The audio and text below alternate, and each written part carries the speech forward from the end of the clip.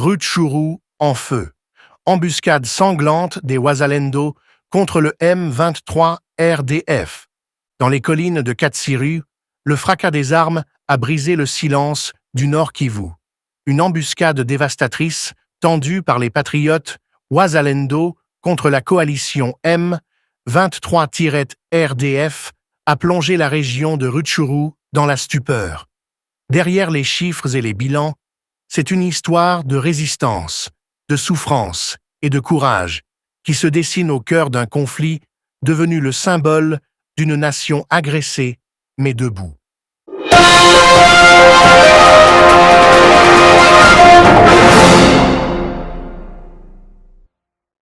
Chers auditeurs d'Africa Flashes, bonjour et bienvenue dans votre émission d'information et d'analyse où la vérité du terrain rejoint la voix de la dignité africaine.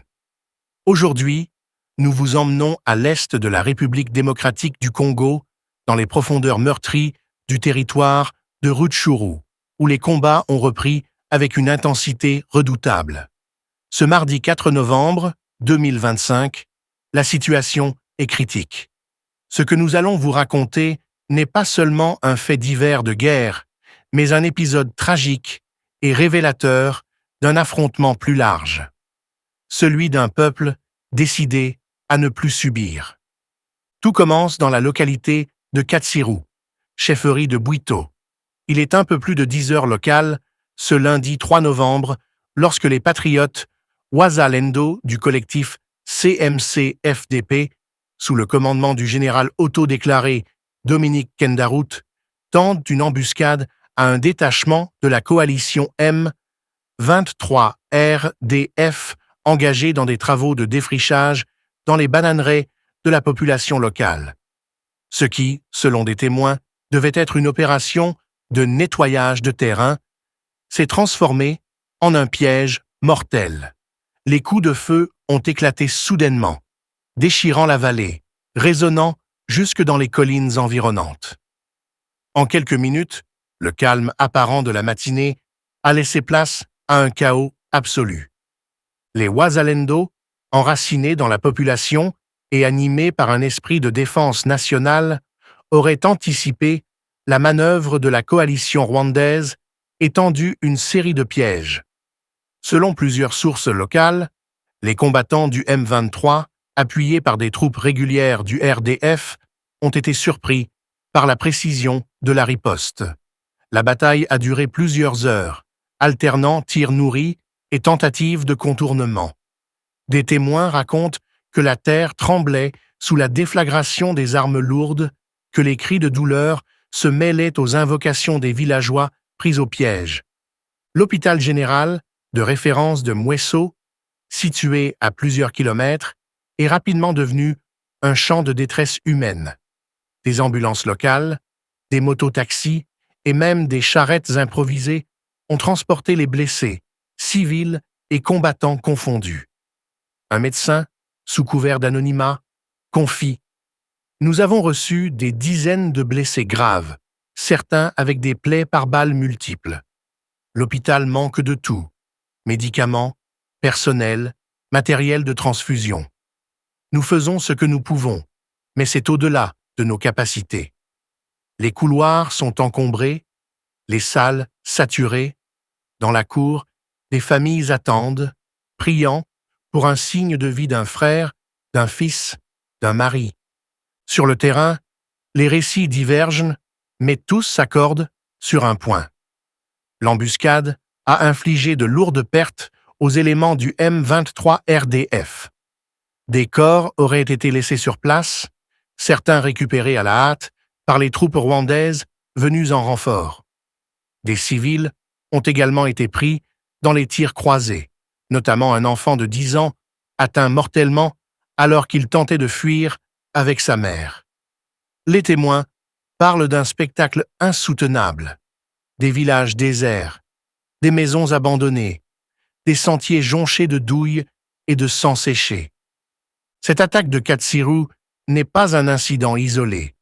Elle s'inscrit dans une escalade de violence observée depuis plusieurs semaines dans la chefferie de Bwito, notamment à Bumbacha et à Tongo. Partout, la même mécanique infernale. La coalition M23-RDF tente d'étendre son emprise territoriale en détruisant les plantations, en chassant les habitants et en cherchant à couper les lignes d'approvisionnement des Wazalendo.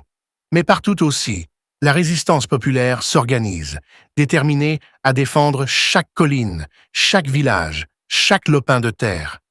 Ce qui choque particulièrement cette fois-ci, c'est la méthode employée par la coalition adverse.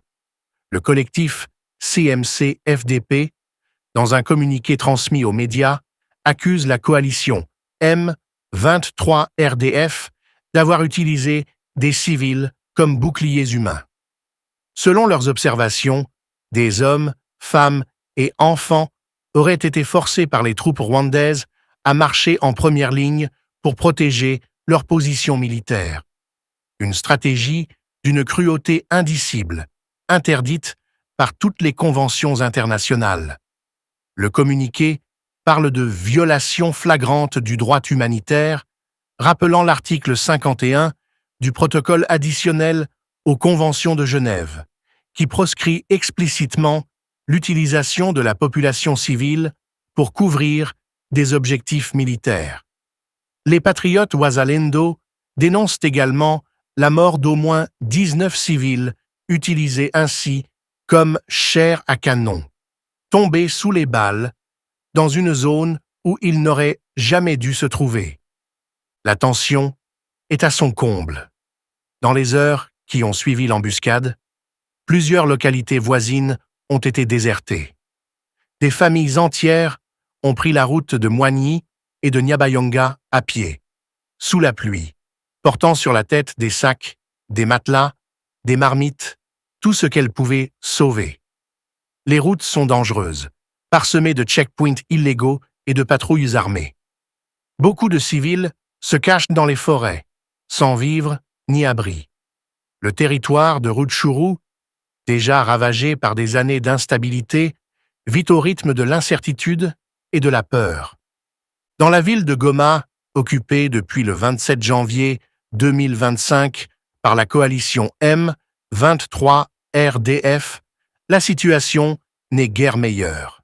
Ce que les habitants décrivent, c'est une occupation marquée par les arrestations arbitraires, les disparitions forcées et la terreur quotidienne. Parmi les dernières victimes identifiées figure un jeune homme du nom de David Benji, chauffeur de profession. Selon sa famille, tout serait parti d'une fausse dénonciation. Un voisin jaloux aurait affirmé auprès du M23 qu'il travaillait pour un colonel des FARDC. Interrogé, puis arrêté, David n'est jamais rentré chez lui.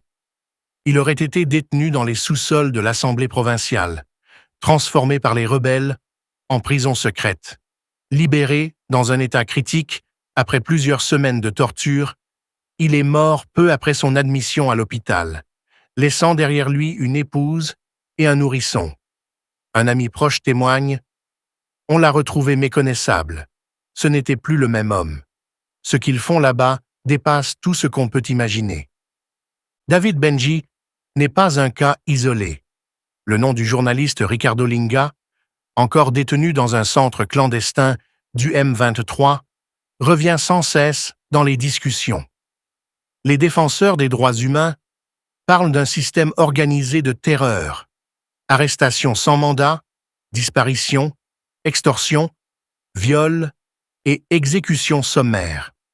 Goma, autrefois symbole de résilience et de commerce transfrontalier, est aujourd'hui une ville fantôme, quadrillée par des patrouilles où la peur se lit dans chaque regard.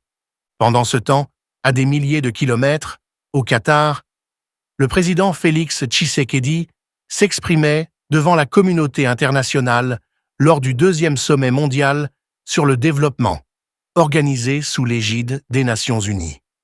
Dans son allocution, le chef de l'État congolais a salué la résilience de son peuple, éprouvé par plus de 30 années de violence et de guerre par procuration.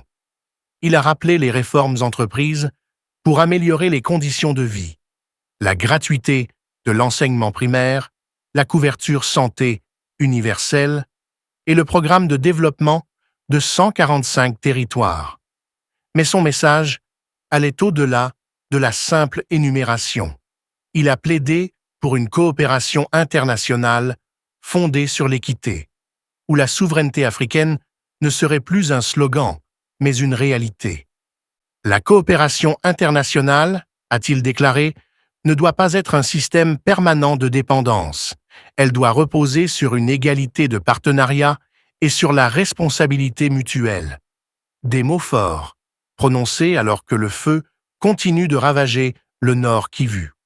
Ce contraste entre le discours diplomatique et la tragédie du terrain illustre le dilemme congolais. Affirmer la dignité nationale tout en affrontant, seul, une agression étrangère systématique. Dans les rues de Kinshasa, ce discours a été salué par certains comme un signe de fermeté, mais d'autres rappellent que la paix ne viendra pas des conférences internationales. Elle se gagnera d'abord sur le terrain, par la restauration de l'autorité de l'État, la montée en puissance des forces armées et la consolidation des services de renseignement. Car, disent plusieurs analystes, la véritable bataille est celle du renseignement, celle qui permet de déjouer les infiltrations, d'anticiper les attaques et de protéger les populations avant qu'il ne soit trop tard. À Katsiru, la nuit est retombée sur des collines noircies par la fumée. Les survivants se serrent dans des abris de fortune, redoutant une contre-offensive. Les Wazalendo, eux, veillent. Fatigués mais déterminés, ils ont le regard de ceux qui savent que l'histoire se joue ici, dans la boue et la dignité. Loin des micros et des sommets internationaux, ils incarnent la résistance silencieuse d'un peuple qui refuse de disparaître. Ainsi se poursuit le drame congolais, fait de bravoure et de blessures, de diplomatie et de désillusion. Mais dans chaque village libéré, dans chaque enfant qui retrouve le sourire, dans chaque citoyen qui refuse de fuir, brille encore la flamme de la République. Et tant que cette flamme vivra, la RDC ne sera jamais vaincue. Chers auditeurs d'Africa Flashes, merci de nous avoir suivis pour ce grand reportage spécial depuis l'Est du Congo. Restez connectés sur toutes nos plateformes pour d'autres analyses et témoignages exclusifs. Ici, nous donnons la parole à la vérité, à la résistance et à l'Afrique debout.